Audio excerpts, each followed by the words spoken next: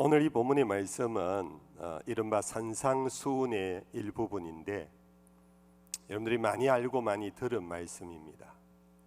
제 어둔한 머리에 기억력이 좀 없어서 그런데요, 제가 범어교회 27년을 지내면서 이 본문을 갖고 설교를 한 기억이 없어요.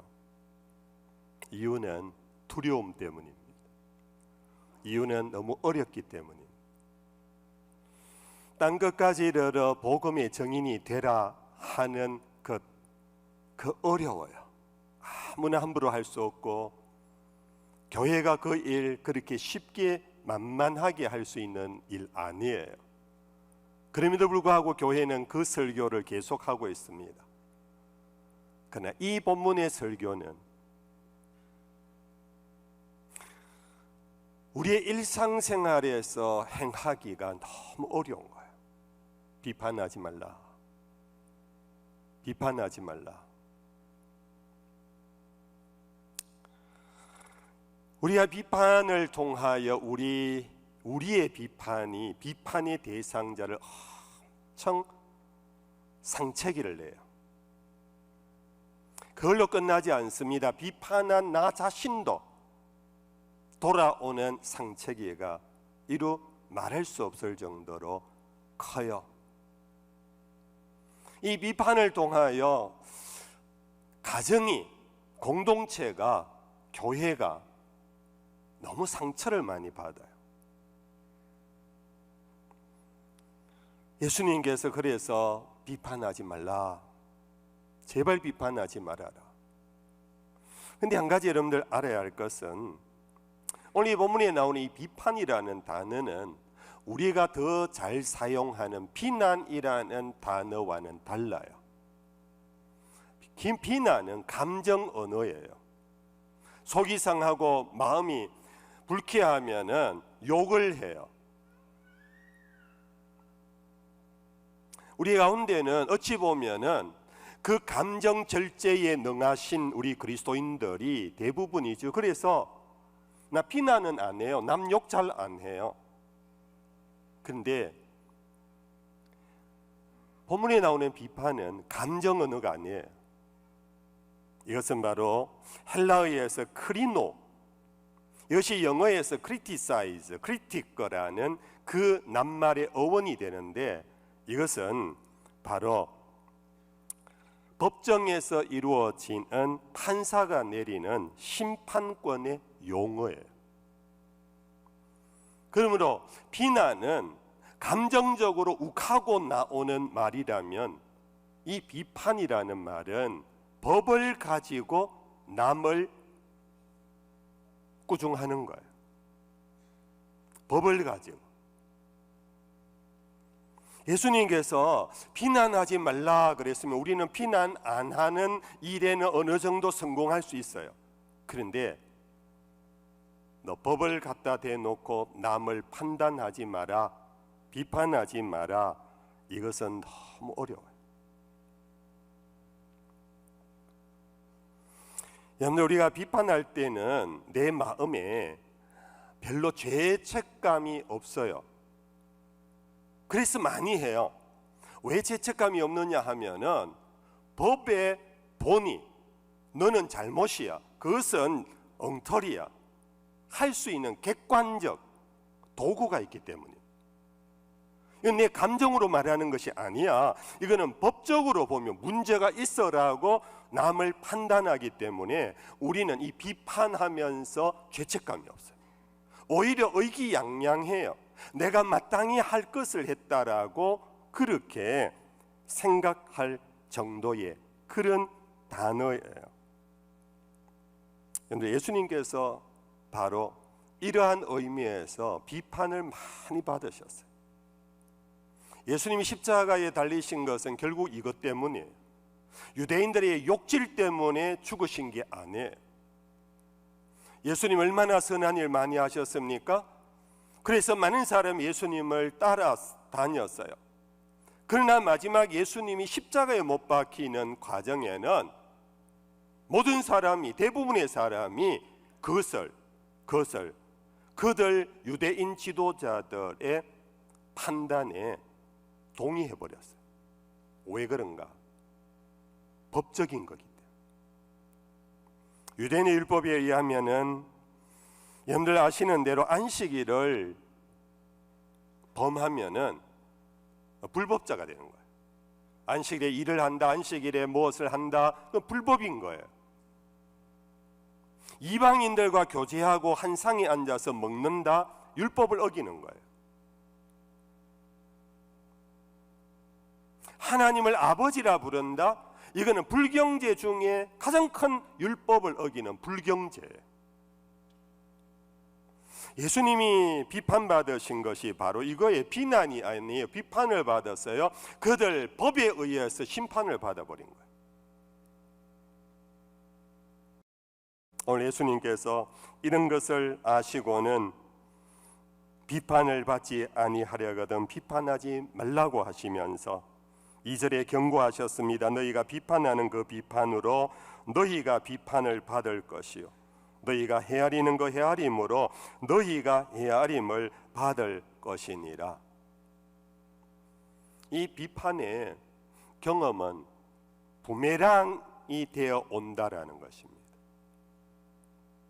법을 갖다 대면은 상대도 법으로 부메랑으로 받아쳐요. 예수님께서 이미 아시고 너희가 비판을 하면은 그대로 너도 비판을 당할 것이고 헤아리는 자는 그 헤아림으로 너희가 헤아림을 받을 것이라 하는 확대 재생산이 이게 굉장히 지수가 높아요. 그의 말 한마디로 끝나지 않아요. 되돌아와요. 되돌아온 것을 다시 되돌려요. 이것이 계속해서 여러분들 강렬한 파도를 타고 우리 사회 속에 열면은 정말 혼돈과 공허 그 자체가 오늘 우리 사회의 SNS의 시장터예요. 소위 알권리라는 것을 얘기하면서 알권리, 그로 인하여 파헤침, 여기에 몰두하고 있어요. 누가 더 법적으로 문제가 있는가를 파헤치는 이 부메랑의 괴력으로 인해서 오늘 우리 사회의 정치적 비용이 엄청나게 들고 있다라는 사실을 오늘 우리 그리스도인들은, 교회는 이 일 앞에 우리가 어떻게 해야 할 것인가? 그런데 사람들이 왜 남을 비판하는 일에 열심인 줄 아세요? 물건은 내 거고요, 문제는 내 거라고 하는 거예요. 소유는 나의 것이고 소유의 주인은 나고 문제의 발생의 주인은 다 너라는, 여러분들 잘 아는 아시타비 때문에 나는 옳고 타인은 글렀다라는.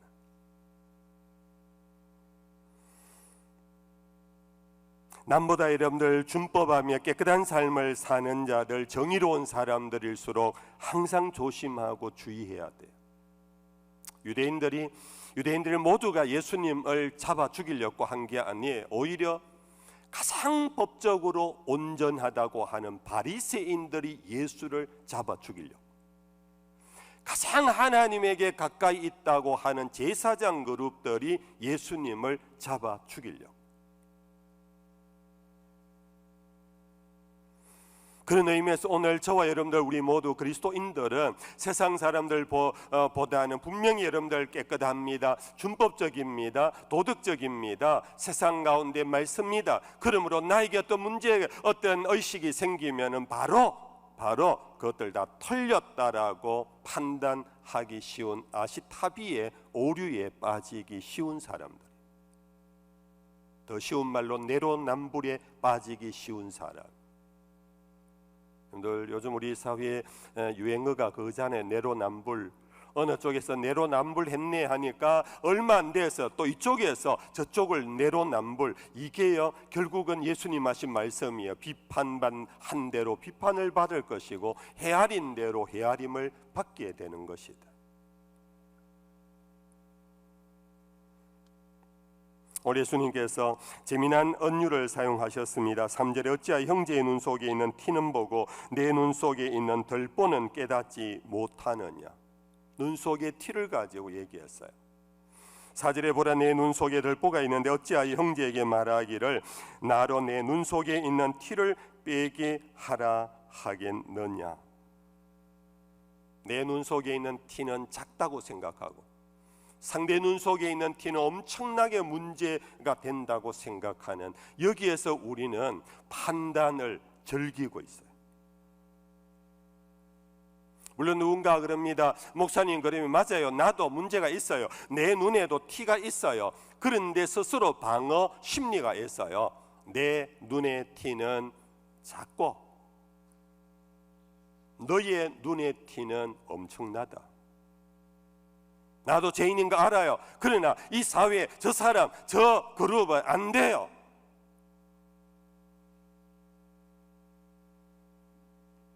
또 한 가지, 여러분들 이와 함께 오늘 우리가 비판하기 하는데 늘 경계해야 되고 조심해야 될 한 원인이 하나 있어요. 그것은 타인의 실수와 타인의 불법은 그 한 행위에 그치지 아니하고 그것이 존재화되어 버리고 있다라는 것. 쉬운 예로 우리 사회는 전과자가 재생재활하기가 너무 어려운 사회. 한문 전과자는 영원한 죄인이에요. 그가 개과천선해서 형무소는 단순히 가두어 두는 곳이 아니지 않습니까? 거기에서 교정, 그걸 교정이라 그래요. 교정에서 사회로 내어보내는데, 물론 모두가 교정되지는 않습니다. 그러나 적지 않은 사람이 교정되어 나옵니다. 그런데 사회는 그것을 인정하지 않아요. 왜? 그의 행위가 존재화되어 버렸어요. 이 말 이해가 되시지요? 존재화되어 버렸어요. 그래서 우리는 그 존재화되어 버린 거기 때문에 내가 무엇을 비판하고 판단하는데 나에게는 전혀 문제가 없어요. 그는 원래 그런 인간이야. 그런 존재야.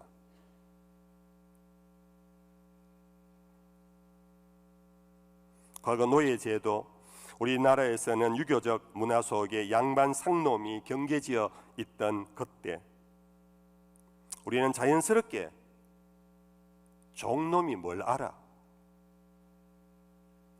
어느 가정에 여러분들 물건이 없어졌습니다. 바로 종들부터 신문하는 거예요. 그 행위의 존재화가 되어버리기 때문에 그 종들, 노예들이 어떻게 했다라는 신분의 존재화가 되어버려요. 죄송한 표현이지만은 여자가 뭘 안다고 떠들고 다녀? 여자가 죄인이에요. 애가 알면 얼마나 알아? 아이가 죄인이에요.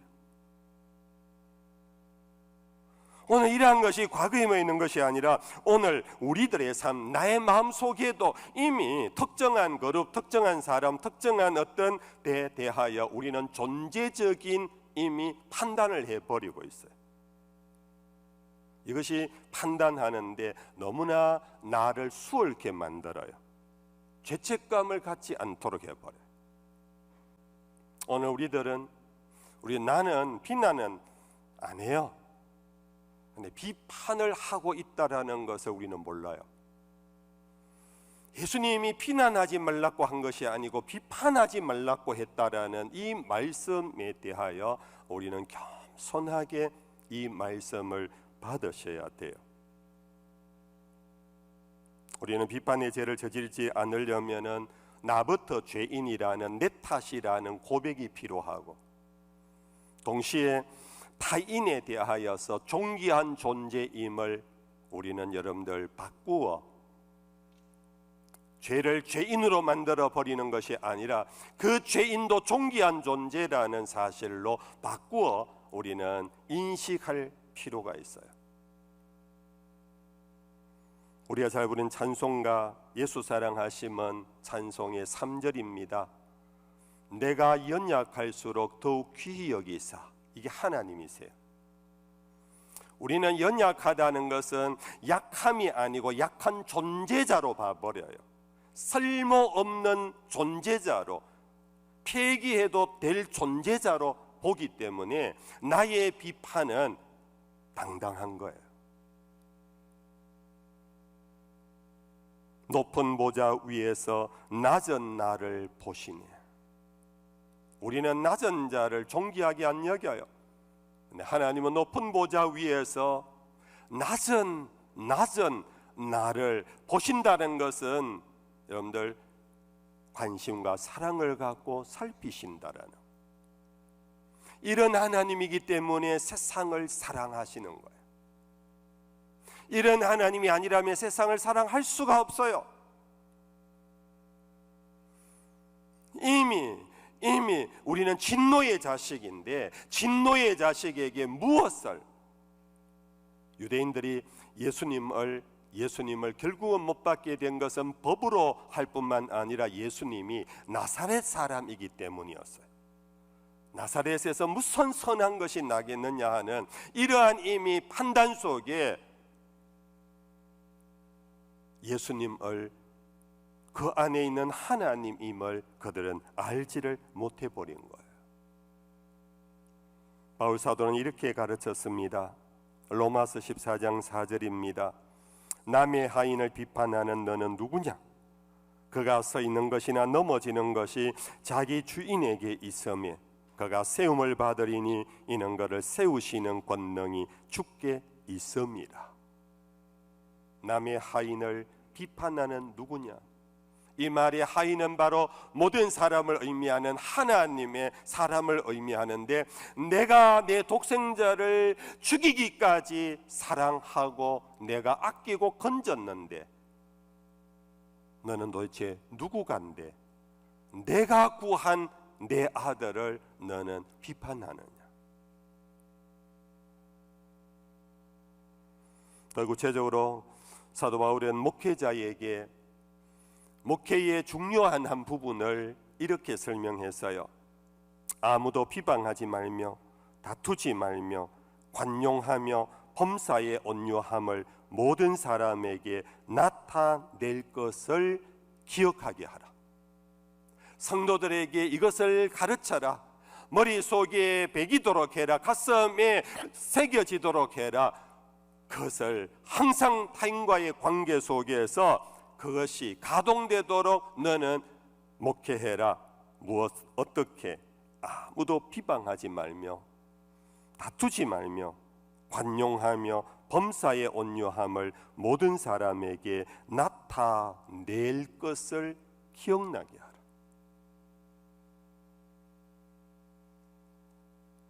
이제 말씀을 끝으로 하면서, 그러면 목사님, 비판이라는 건 전혀 없는 겁니까? 못하는 겁니까? 여러분들 적지 않은 분들이 마음에 조금 불만일 거예요. 그래서 이런 질문이 지금 막 나올 수 있어요. 단답형으로 하면 비판 가능해요. 비판해야 돼요. 그래서 구약의 선지자들을 보냈어요. 그래서 세례 요한을 보내었어요. 비판해야 돼요.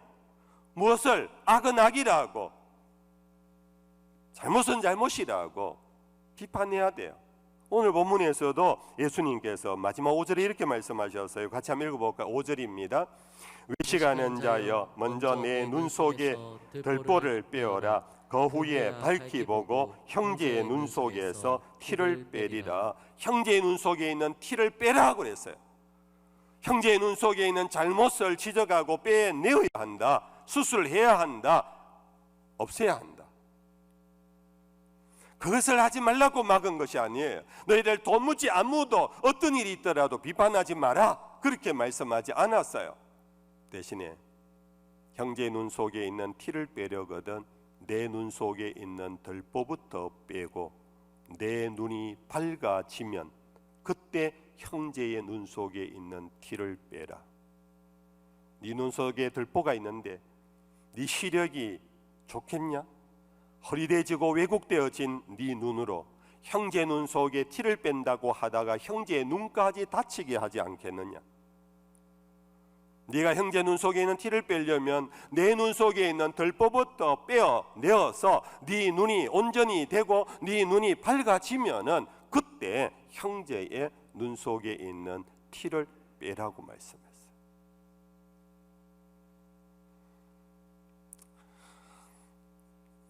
성도 여러분들, 참으로 어려운 겁니다. 그러나 우리는 계속해서 우리 속에 있는 들보를 빼주신 하나님의 은총을 잊지 않아야 합니다. 본질상 진노의 자식이었던 우리를 그리스도 예수의 피로 의롭다 해주신, 그래서 들보를 빼내어 주신 주님 앞에 나 같은 죄인 살리신 주님의 은혜를 잊어버리지 않고 사셔야 합니다.